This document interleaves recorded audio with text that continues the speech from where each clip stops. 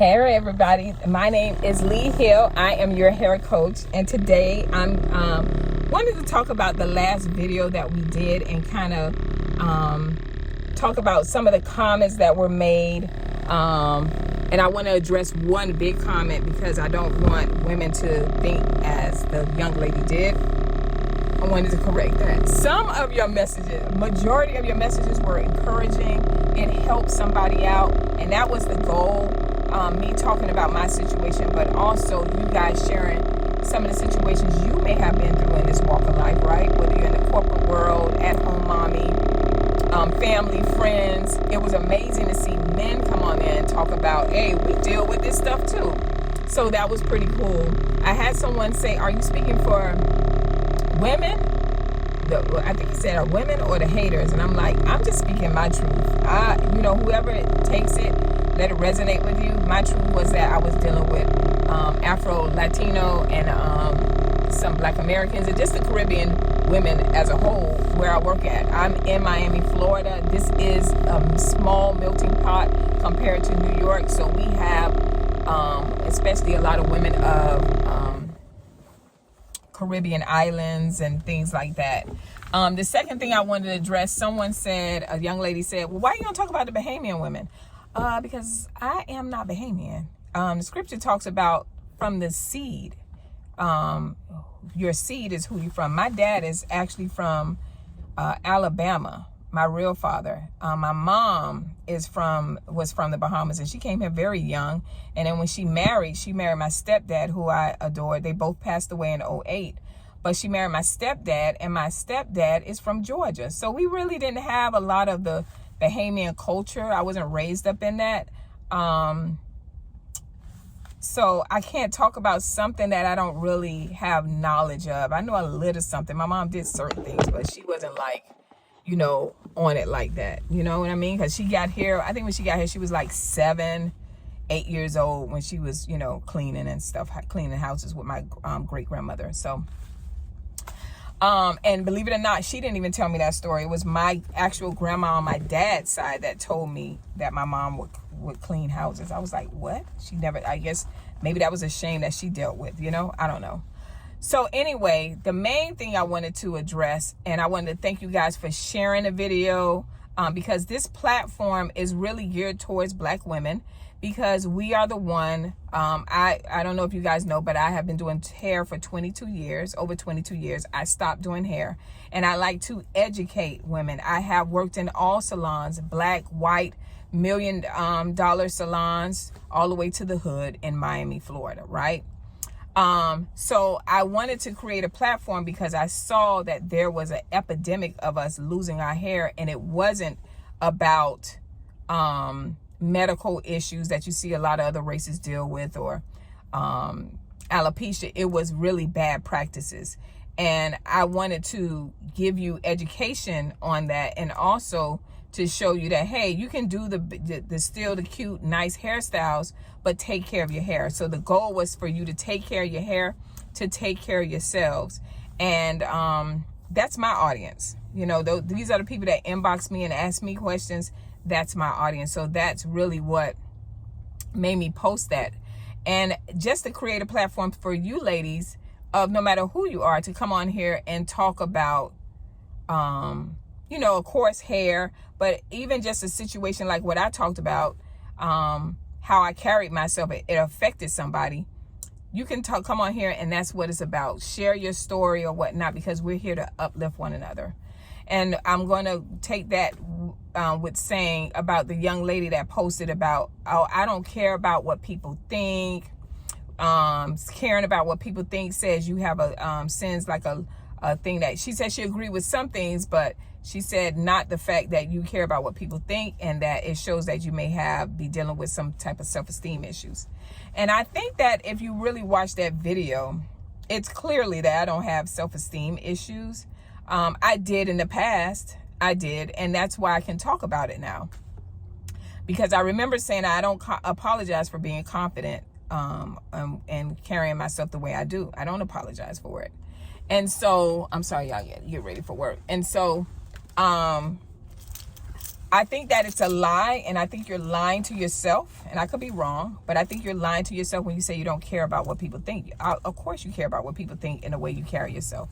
If you didn't, if you have a job, when you went on that job, you didn't wear slides, bedroom slippers, and pajamas to go and apply for the job to do the interview. No, you didn't.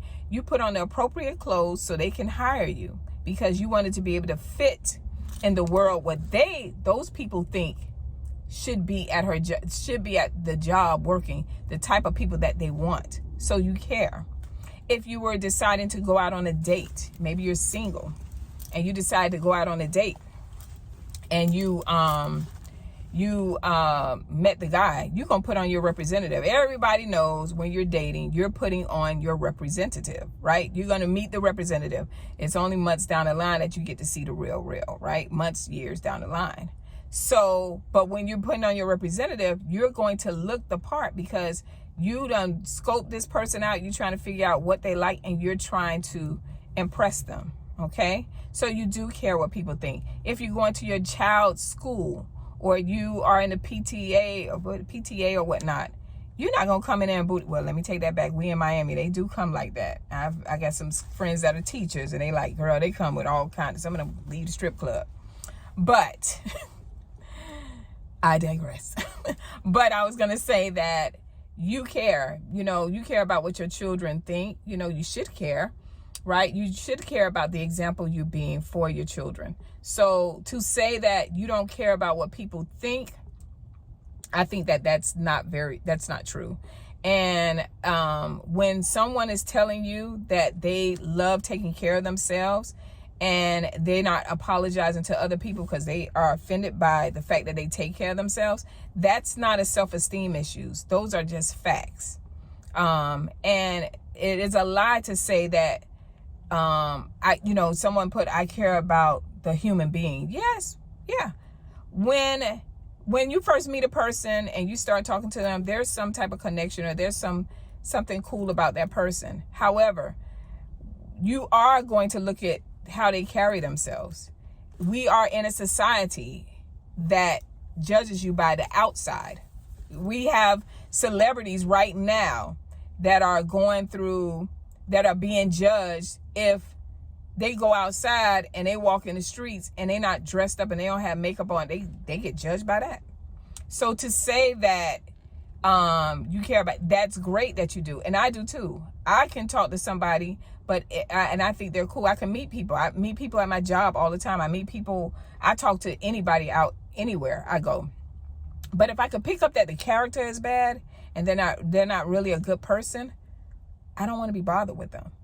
But I can tell you this, if I see my sister and she's out and about in the streets and she's looking a certain way and she comes and talk to me, I'm going to talk to her, but I'm also going to help her. And that is what this channel is about. Okay. So I just want to say, don't say that you don't care because that's not true. You do care. When you leave the house, you care. You don't put on no clothes, then that's a problem. So it's wrong for you to state that. And ladies, don't tell women not to care about taking care of themselves because people do treat you how you treat yourself. You may not want to hear this, but if you like going to the club and you like your butt cheeks hanging out, most likely you're not going to meet a husband there. And if you do meet a husband, that's going to be a toxic, hot mess, right? Because that's what you're going for. You're going to attract guys that want women that have their butt cheeks out. Okay. It is what it is. So stop with the lies stating like, hey, it doesn't matter. It does matter. A lot of times when men meet you, they're attracted by your outer appearance. And then they like, man, what her conversation like? And if you have substance and you have a personality, that just adds on to it. But a man is normally first attracted to that. I'm attracted to that. You know what I'm saying? As a woman, when I'm talking to somebody, I'm talking to one of my sisters and she decked to the nines. Oh, honey, I'm telling you, I'm like, oh my gosh, girl, you look good. Or if she's out there, she's representing us. She's in a hospital. She's a doctor. Or if she is a stay-at-home mom and she has her children on point, I am going to tell that sister, girl, you're doing a great job. So, and people like that.